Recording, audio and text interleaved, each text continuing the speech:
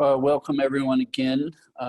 Today we're looking at viticulture and responses to changes in all over the globe in terms of global warming, and how these four vignerons are doing things differently than perhaps they have done in the past, both in the vineyards and in the winery.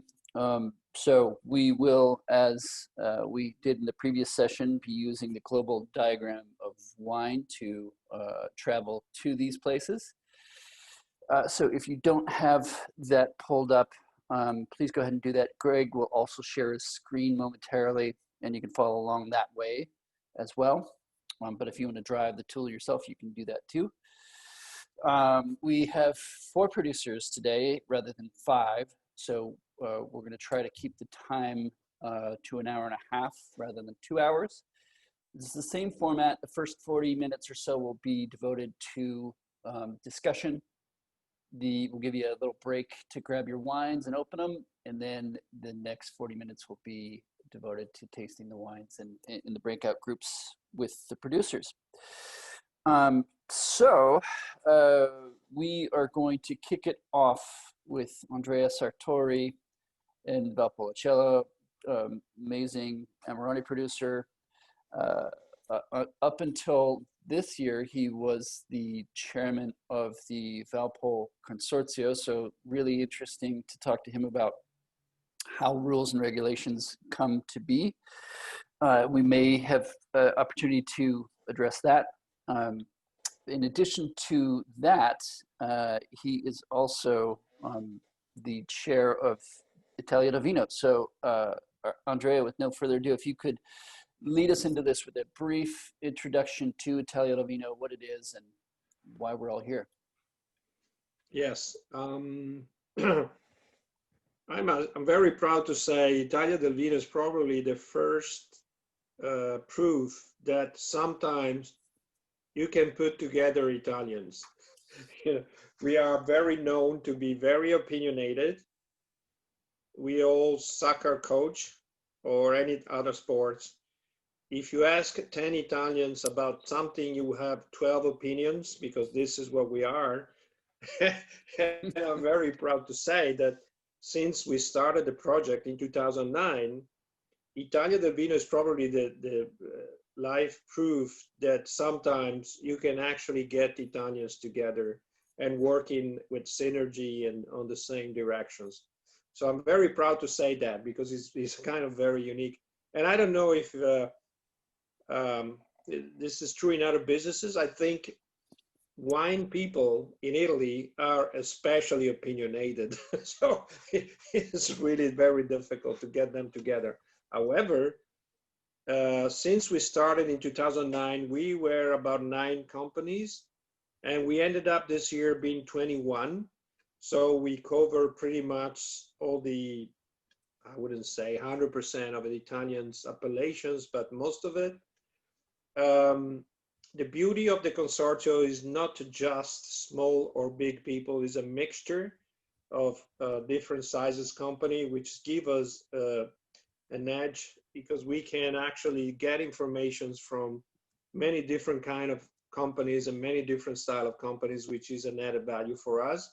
However, together with all the 21 company, we represent about 2 billion euros turnover, 2,500 employees or workers. We produce combined, the 21 company, 180 million bottles. We represent roughly 9% of the total export of Italy. We cover roughly 11,000 hectares of vineyards. We cover 16 different regions with 21 companies. So just the numbers are, to me, impressive for what we represent. And we got together for many different reasons, but particularly the idea to promote the beauty of Italy in different countries together. So this is what is our purpose. Of course, we have other more technical issues we are covering. We do a lot of research together. is not just promoting and communications and markets, but it's a lot more. Of course, That's feel great. free, if you have any questions about Italia del Vino, feel free to ask. You know, like I said, it's a complex organizations.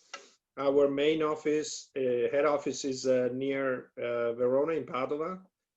But again, we cover now 21 companies and most of the Italian regions. It really is a pretty fascinating organization. So please do reach out to Andrea if you have questions. Greg, if you want to pull up your screen. Absolutely. Welcome, everybody. My name is Greg Van Wagner. I set up this presentation. Looking forward to kind of heading all around Italy and tasting these wines. That looks like a really great lineup. So hopefully we can provide a little extra value with this presentation. Oh, well. And while Greg's pulling that up, just remind everybody that you do have the chat feature. If you have any questions that you want to ask along the way, we'll try to keep our eyes on that. Makes it much easier to pose the questions rather than having everybody unmuted. Perfect, Okay. fantastic. So are we in Valpolicella now? Correct. Great, well, I will let James and Andrea take it away from here. Okay, so hopefully everybody's familiar with the region or somewhat familiar in terms of where it is within Italy. But Andrea, if you want to lead us off here with just a brief discussion. One thing that is remarkable about the Valpolicella region is its proximity to Verona. If you've never been to Verona, as soon as we're able to travel again, get yourself there because it's an absolutely stunning city. And you can literally see the vineyards from the city, and that to me is a fairly rare thing to have a major city that close to vines. But Andrea, what is happening today in Valpolicella in terms of climate change, and how are you adapting, and then your neighbors as well? Okay, let me give you an outlook about Valpolicella. Valpolicella,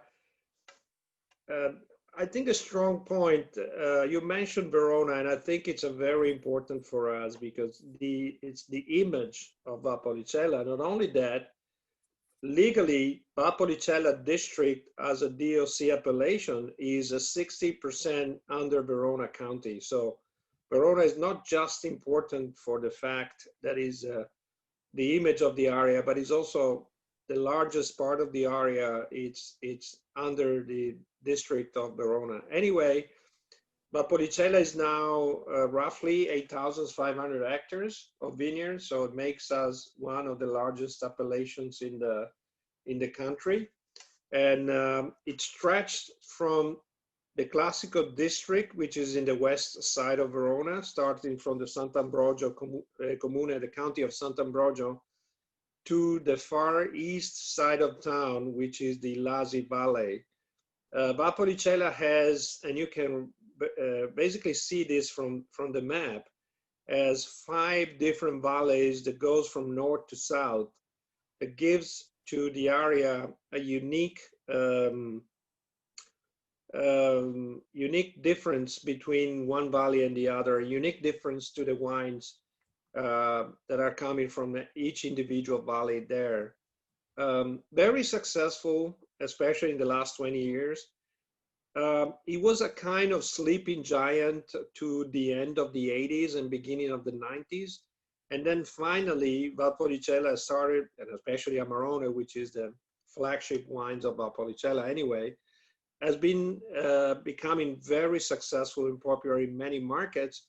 And we ended up last year in producing and selling successfully about 60 million bottles combined to the 3 appellations. So, which are Valpolicella, Ripasso, and Amarones. Amarones is roughly 15 million bottles. We do more or less 27 to 28 million bottles of Ripasso, and the rest is the Valpolicella, whether it's in the Classical district versions or in the eastern side versions, which is called more Superiore than anything else. So very, very successful region, still a lot of opportunities. We have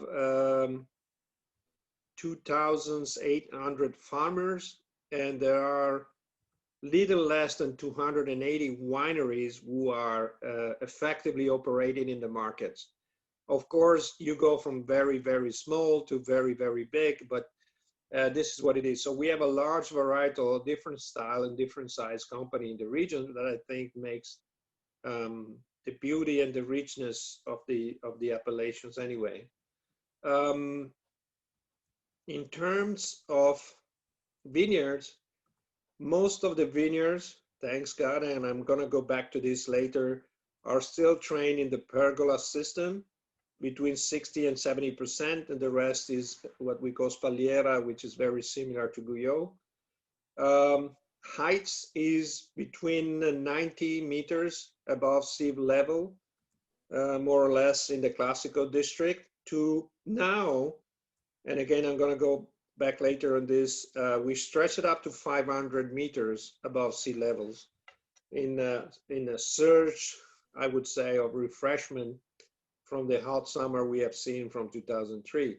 So, and when I'm saying between 90 meters and 500 meters, there are not a lot of vineyards in the bottom part of the Valpolicella. Most of the vineyards are mid heights to 500 meters. So we are in a very good position there.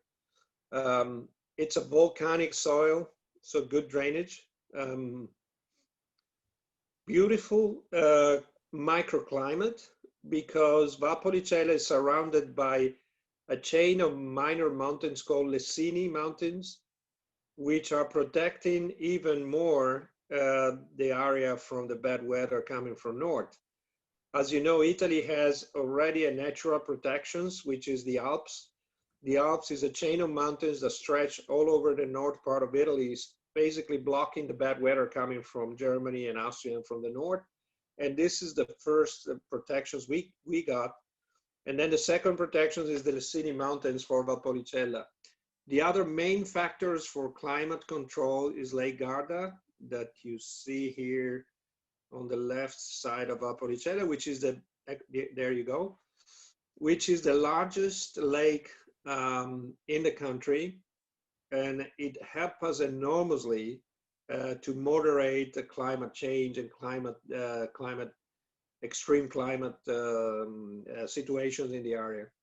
Saying that, unfortunately, like most of us, since 2003, which I think was the turning point for weather changing, we have seen very unusual, unpredictable pattern with weather. I think this year has been the best example of unpredictable and weird weather in the area. We had a couple of tropical storms with wind over 120 kilometers per hour, severe hailstorms and floodings and unbelievable water, which is very unpredictable. So we have seen this happening even with the helps of Lake Garda and the Lecini Mountains protecting us. So weather has been very unpredictable, and with the exceptions of 2014 and this year too, where we have seen a rather cooler summer and a lot of rain, in fact, too much rain, we have seen a very, very unpredictable hot summer. So even us has been affected very badly about weather changing anyway. Andrea, I have that prompts a couple of questions. The first is the valleys and the 5 valleys in the Classical zone. Are there major differences in terms of the microclimate there? Is one cooler than the other? So, or are there any additional shelter from bad weather in those particular valleys?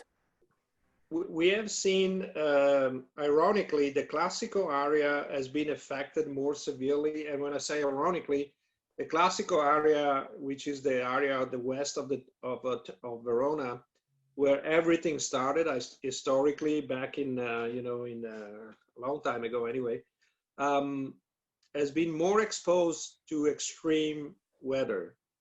The east part of town, so all the east part of Verona, has been, for some reason which we don't know, we are looking into it, but we don't know yet, has been less exposed to extreme weather situations. Like in the middle of August this year, we had a major hailstorms that crashed nearly 1,200 hectares of vineyards. So you can imagine just about 15% of the total productions, and nothing happened. Everything happened on the east side of town in the classical district. Nothing happened, or nothing major happened in the east part of the what we call Allargata. So it looks like the east part of the appellation is more protected, maybe from the morphology or whatever of the valleys. We don't have a precise reason yet. We are looking into it, but looks like it's been far more protected than the classical area, which is kind of weird. And that is that Valpolicella, together with a valley in Colorado that I can't remember the name, apparently is the highest risk area for hailstorms. Huh. So the pergola training system, obviously we know that it helps to kind of create this dappled light environment, but does it also help in terms of hail and other adverse weather? Yes and no. When it's hailing, there is not much you can do. The leaves are kind of protected, but there is not much to do. It's like bullets. You can imagine the last hailstorms we had in August, the ice shape and size was not far from a golf ball, a little bit smaller than a golf ball, but not much. So there is nothing you can do really. Some farmers lost 100%, and when they lose 100%, it means that most likely they're going to lose next year too, because the vineyards has been knocked down to bare wood. There is nothing else left. However, what I think of pergola, there was a time in the appellations that everybody was thinking that to switch over Guyot system or Spalliera was the future for better quality.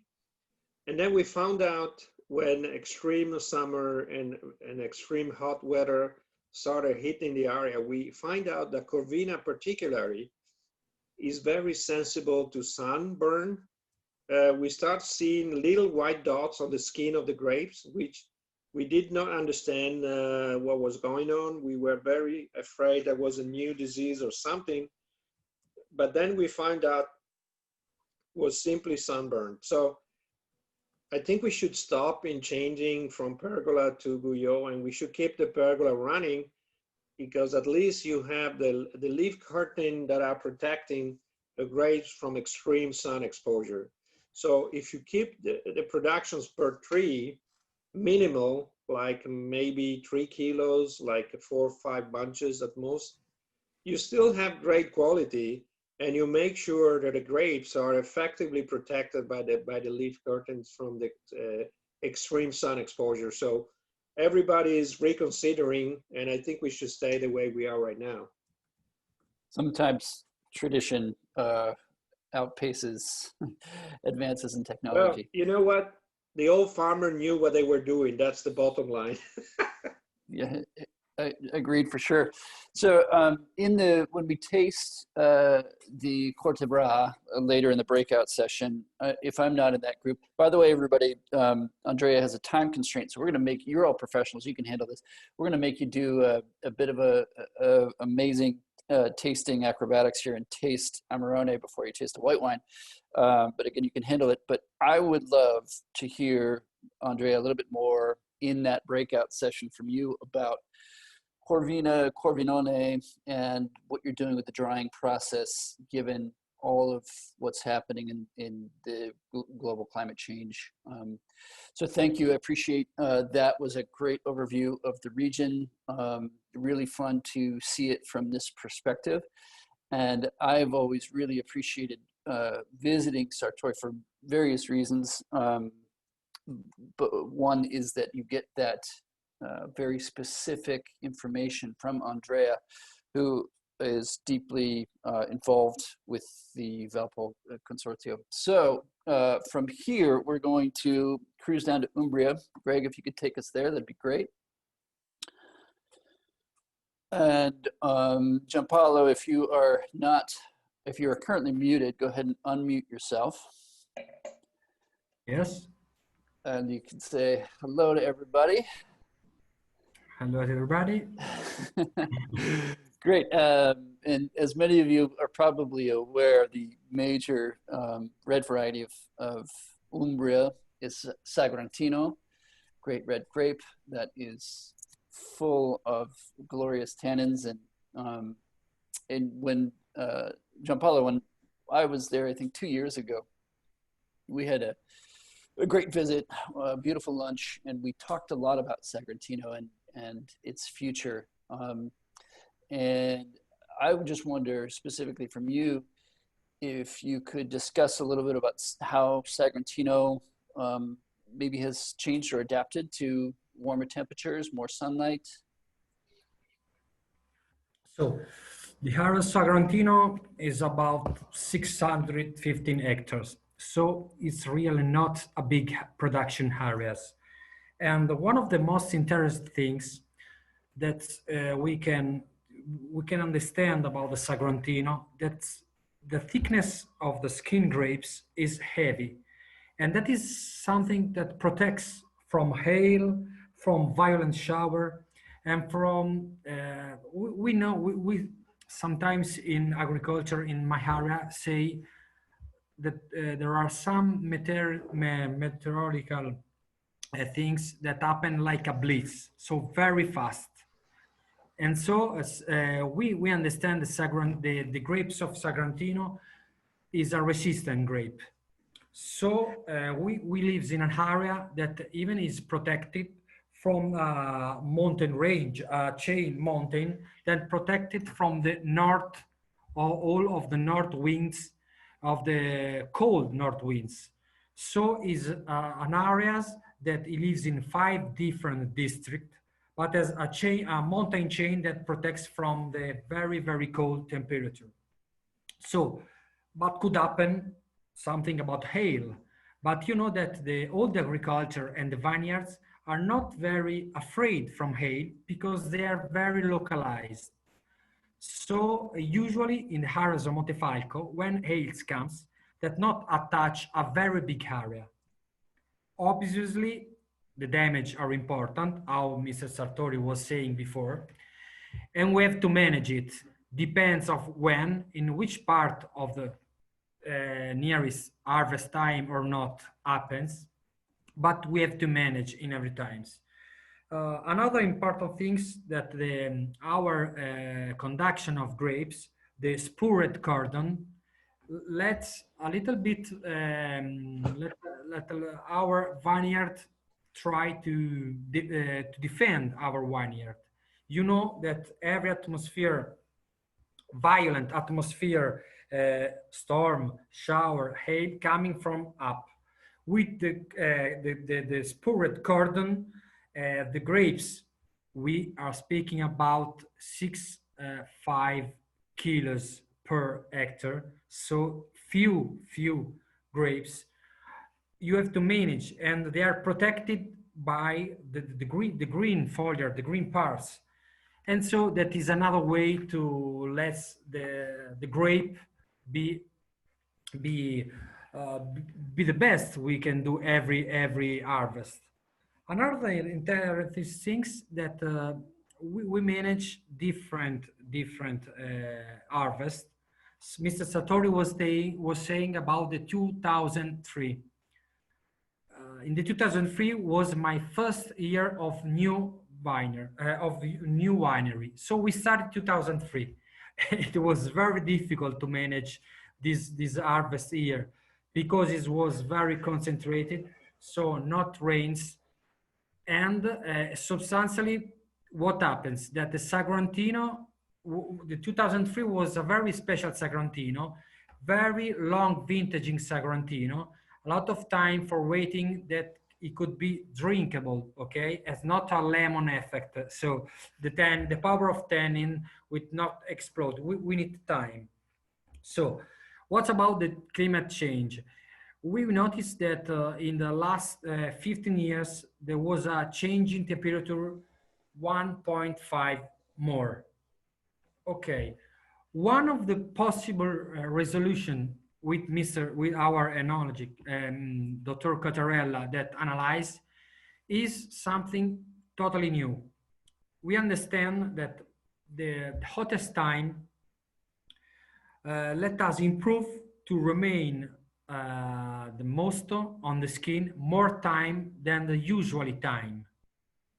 And there was something very, very particular because, you know, the Sagrantino, or the roots of making Sagrantino, was that you get in touch skin with mosto, and more tannin and more powerful you have. But this changed in the few years because we understand that the hottest temperature and the longest time you get in touch with skin, and the wine is totally changing. Instead, another solution, but it's not only solution, is the vintaging. I don't believe a lot in a long vintaging time Sagrantino. Instead, the Sagrantino is a very powerful wine, but I think, like a producer I am, that the Sagrantino is a rock and roll wine. So you have to understand in the way it is. And making vintaging Sagrantino more than 10, 11, 12 years, it changed the kinds of wine. It changed the kinds of Sagrantino. So it's another way for the part of the territory of Sagrantino. Instead, we have about 110 winery. So the harvest of Sagrantino is known for his instead is growing up in the last 25 years. And so instead the studies of the different rules to make Sagrantino and to manage the grapes and the wine change. For a lot of winery change because all the new things that we can improve during the time, it makes a different wine. Instead, our area is a classical Mediterranean climate. So we have in summer 18 degrees to a maximum to 25 degrees. And in winter, about 3 degrees to 6 degrees. So we can manage, we understand how to manage even in a frosty years the grapes of Sagrantino, but is in the clone of Sagrantino to exist. Like sometimes we can make a parallel like to olives tree, for example. The olive tree is a plant, trees that can resist to manage all the different degrees among all here. Giampaolo, question for you. Have you seen similar kind of bizarre weather patterns? Andrea discussed this prior. Have you just seen things be not only warmer, but perhaps just more erratic?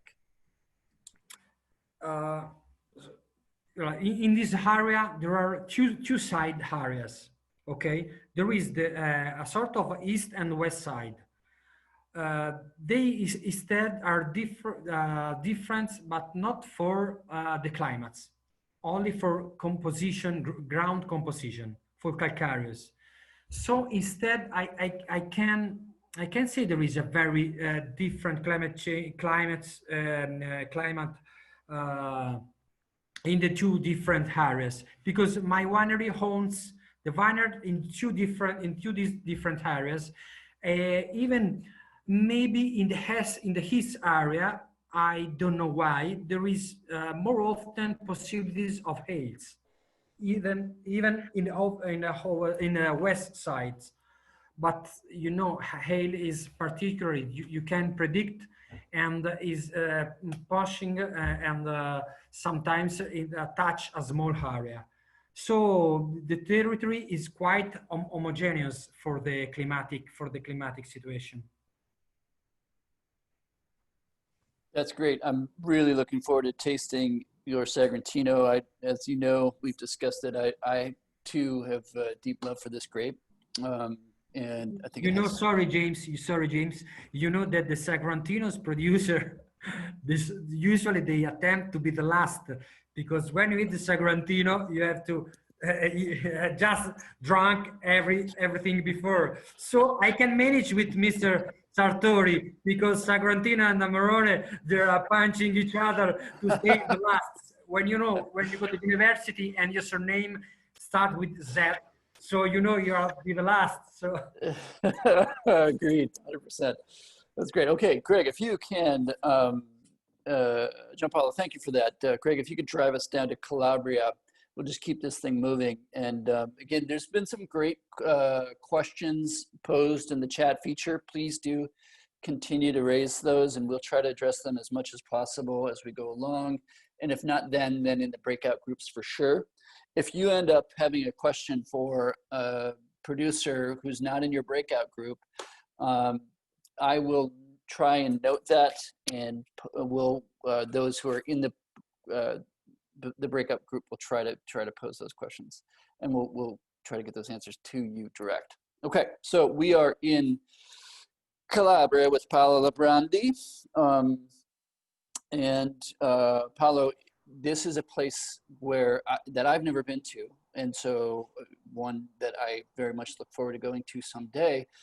Faye always tells me it's not easy to get to, but if you could tell us a little bit about your place in the world, and perhaps how proximity to the Mediterranean affects things there, and how things are changing. So good evening, everybody, and thank you guys for having me tonight with you. It's a big pleasure. So I don't know if many of you are familiar with Calabria as much as James is, but I mean, we are basically the toe of the boot. It's an isthmo. Calabria is a pretty big region. I mean, we have 800 kilometers of coast, crystal clear water, but the inner side of Calabria is all mountains. And when I say mountains, I say really mountains, in the sense that if you drive, I'm located in Chiron Marina, where the winery is, which is on the Ionian coast, right by the sea. It takes only a little above 1 hour driving, and you can ski. You go up to 2,500 meters. So I was there in the weekend, actually, and it was very cold. At night, we got close to 5-6 Celsius, where on the coast we were still at 27. So you can imagine the crazy diversity we have in this region, because the morphology of the region can already tell you many things. I mean, you can have in the same day some of the best seafood you can imagine. You go on the mountains and it's a period where we have amazing porcini mushroom, and it's all local, and it's all, and you have then anything else which is in between. Talking about wine, the vineyards, the majority of the vineyards, I would say 90%, are located around the coast. Chiro is the main DOC, the main appellation, is where nearly 85% of the wine of the entire region is produced. In the diagram, you can see our two main DOC areas, appellations. There's Melissa, which is very big, but there's less production than Chiro. Chiro is definitely the most important one, and it's where the majority of the wineries are located too. I would say it is declared every year as a DOC, the wine coming from around 700 hectares of vineyards, but then, including the IGT vineyards as well, it's around 1,500 hectares of vineyards. So it's not that big. It's growing actually. In the last 3 years, we grew of 1 million bottles, which is not a small number. I'm talking about DOC. So we passed from 3 to 4 million bottles. So again, it's not a big winemaking region, but it's very well established. And we've been making wine in Calabria uh, since 25 centuries, I can say. Calabria was colonized by the Greeks um, during the Great Greece Emperor times, 25 centuries ago. And when they arrived on our coast, they noticed the local population were already making wine. So what they brought was mainly some of their varieties and most of all their training system. And this is something I find amazing because the system that they introduced, it's like to head train the vines, but it's what we call in Italian alberello, still happens to be the best way to produce the grapes. And to me, it is crazy to think that something that was introduced 25 centuries ago is still the best way, to do the job here, because it's a system where the alberello, where basically you have a small trunk and three main branches. Um, so we also use the Guyot system or the espalier, the spur cordon, but it's a different system because in the spur cordon, the same branch has got all of the spurs on it. So there are different situations from a spur to the other. It's less homogeneous. In the alberello, instead, every branch has got its own spur at the same height of the others. So in terms of vigor, it is exactly the same, and homogeneity is all you're looking for if you're growing grapes and if you're making wine. So very important, very traditional. And this is what we use for the Gaglioppo, which is our main variety. As you can see, I mean, there are some. If you can get closer, I mean, you could notice. Well, those are our vineyards in the IGT Valdineto, IGT Calabria area. You can see our spiral-shaped vineyard. But this is already inland. It's like 9 kilometers air distance from the coast. But if you go in the Chiodios area, some of the vineyards you can really throw a stone in the water from the last plant. It's on the water, and it's not sandy at all. There's sand on the beach, of course, but where you find the vineyards, which is again 50 meters away from the seashore, sometimes it's red clay, and those areas do not need any water. Which is talking about climate change. That south still do not need any drop of water, even if those days and for the future, I think that everybody will need to to plan a watering system. But so far, no need of water at all. But the situation in the Chiro DOC appellation is very diverse. You can find vineyards from the sea level, as I said, up to 300 meters above sea level. And the situation in terms of soil composition is uh, very diverse. You can go from clay calcareous soil to more rocky soil to some sandy areas to and everything that is in between. And also in terms of you know microclimate situation, very diverse. It's I mean, it's not a swear, but it's a sort of a micro Burgundy in the sense that in the future we can start to talk about, um, uh, geographical mentions within the area of Chiro. Cool. That's super fascinating. So, Paolo, in terms of what you're doing farming wise, so let me just ask this because I've never been, and it would seem to me that the closer you are to the sea, that you'd have maybe more kind of gentle breezes. The climate would be fairly mitigated, and as you move more inland and up in elevation, then things maybe get a little bit different. Are there things that you're doing differently in the vineyards? Let's just use Gaglioppo as the standard here. In terms of how you are growing the vines closer to the sea versus further inland. Well, definitely the vineyards that are closer to the sea, the climate is more temperate. There's less difference between day and night temperature, and you have less extreme situation. If you go more inland, sometimes during the daytime, the temperature might be 3, 4 Celsius degrees more than closer to the beach. Having this said, I mean, in the last years, you could definitely notice climate changes in Calabria as well as everywhere else. What Mr. Sartori was saying before is definitely true here as well. Weather became unpredictable, and there is more and more extreme weather situation than it used to. And again, like last year, it was pretty fresh with some showers during the summer. This year was very dry.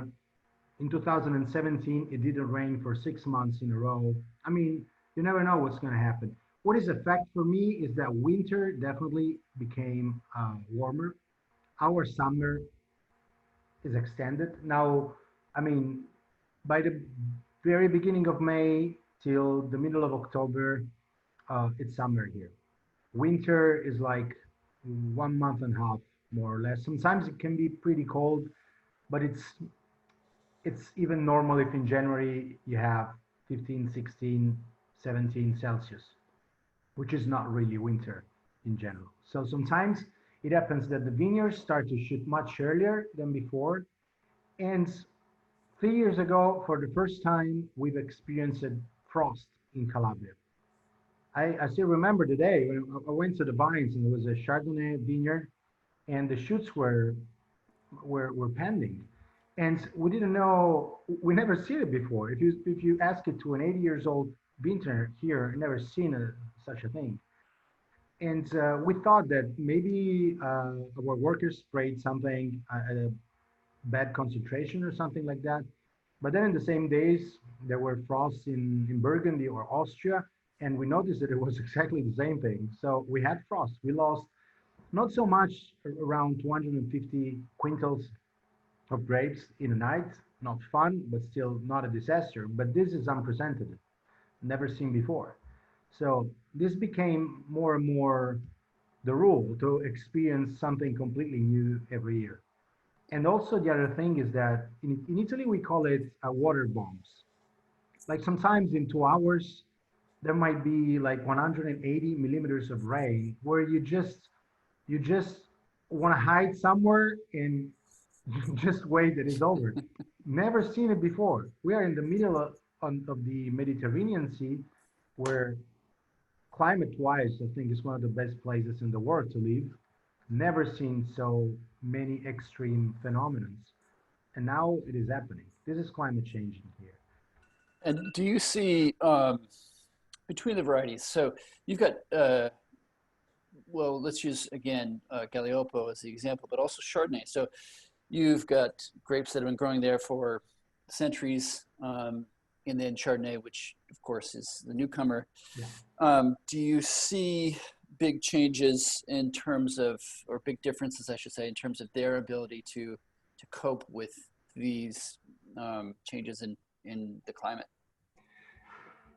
You know what?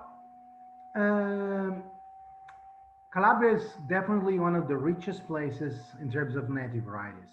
We have a collection of 200 different varieties we've been studying since 2003. And this is one of the keys for the future, to make sure that consumers get used to taste um, more varieties, because some of them are very resistant to that.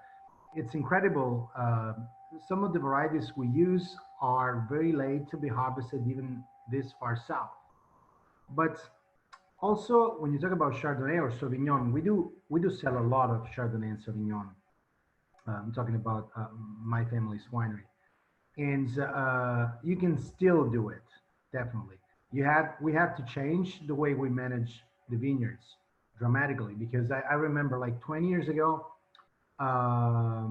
here the viticulture was similar to some other places where, for example, in the period of May, June, we would start to pull out some of the leaves on the stripe of the bunches to have some more sunlight hit the berries, especially for the reds to get used to. Now, if you do this, sometimes you risk that half of the production is lost for sunburns. So now we keep it more covered. We keep more shadow, you know, and canopies are a bit thicker than they used to.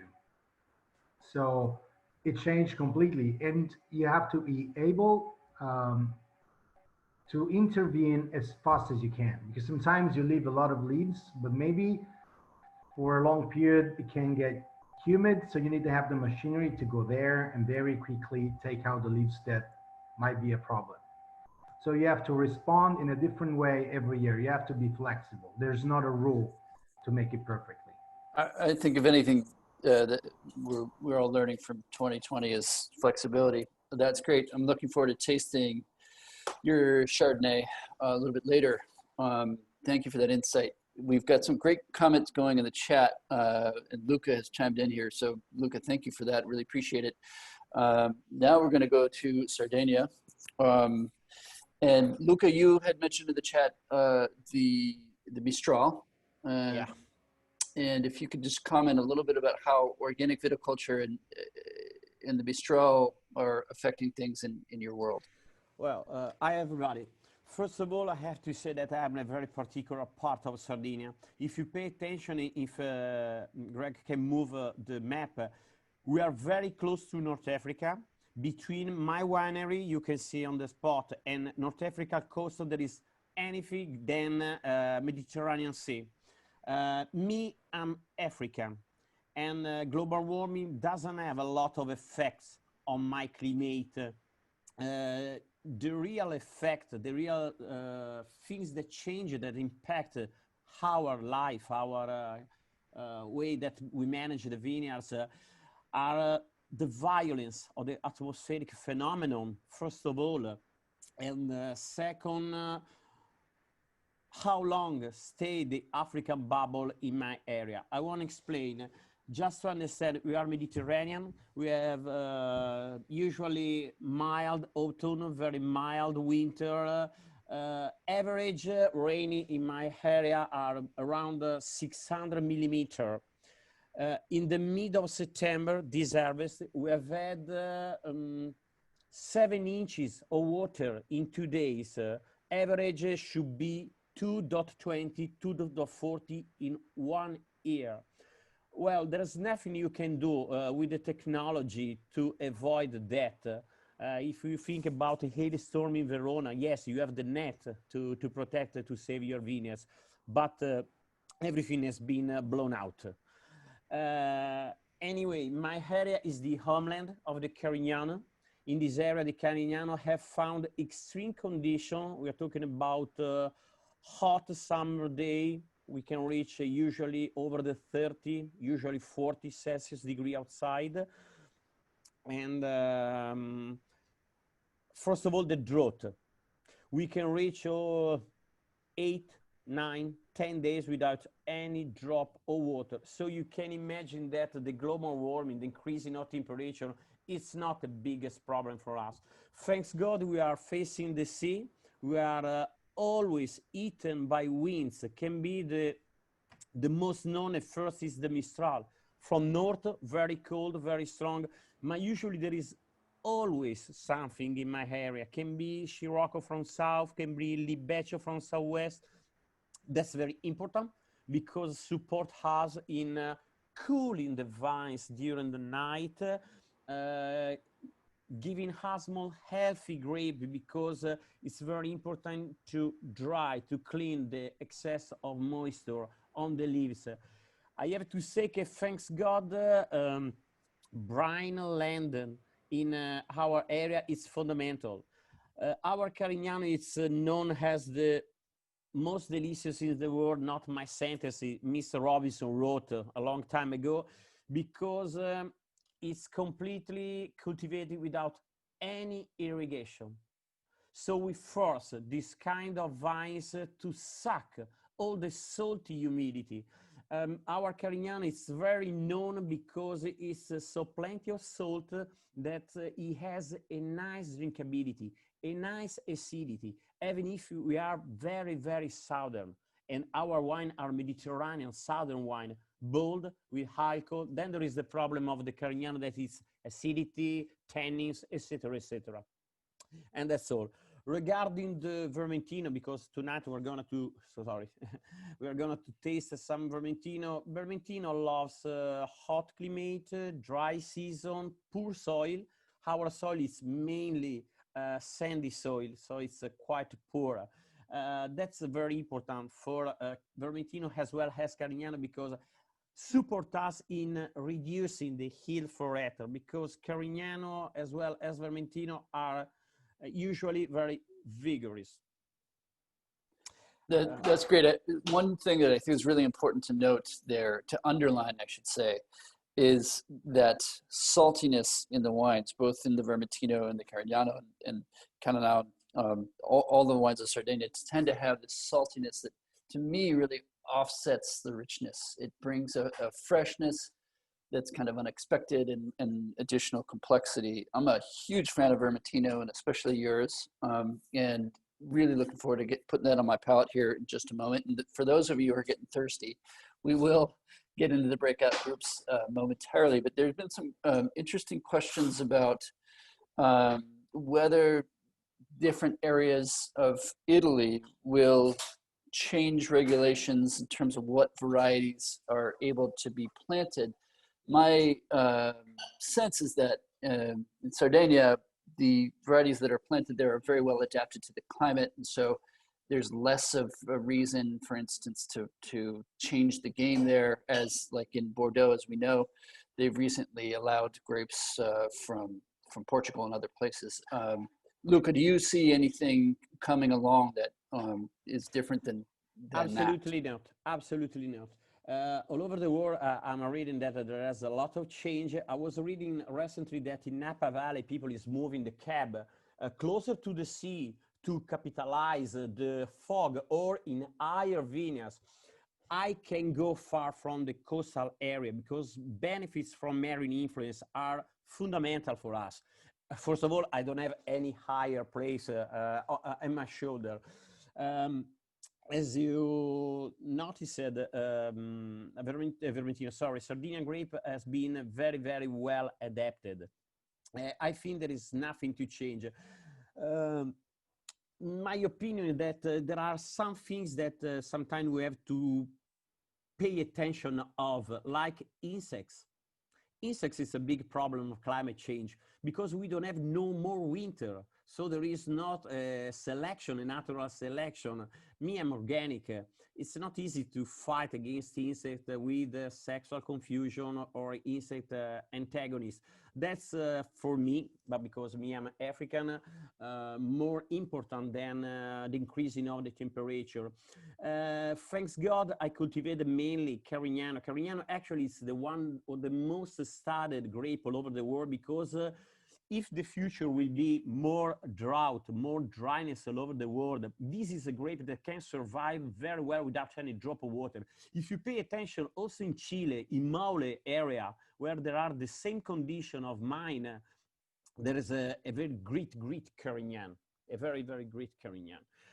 About the Vermentino, it's quite simply a better management of the canopy, and maybe you can use water. We cannot use water for the Carignano anyway. It starts to enlarge the production and losing in quality. But about the Vermentino, there is no problem. So maybe we can add, if we need more water in the future, but actually everything is fine. We don't have a big problem. The second big problem is that when we are invested, we are eaten by the African bubble, the desert that blown to us all the hot climate of Africa.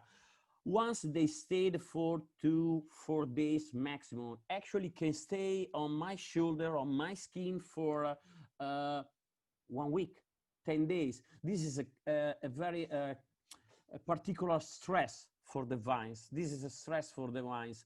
But if you pay attention on this coastal area, facing the sea, if you go closer, the vineyards are settled in front of the sea. We can move from this area, and the problem is that you can reach with the truck, with water, this area. are very complicated. The small vineyards are nestled in the middle of the Mediterranean bush.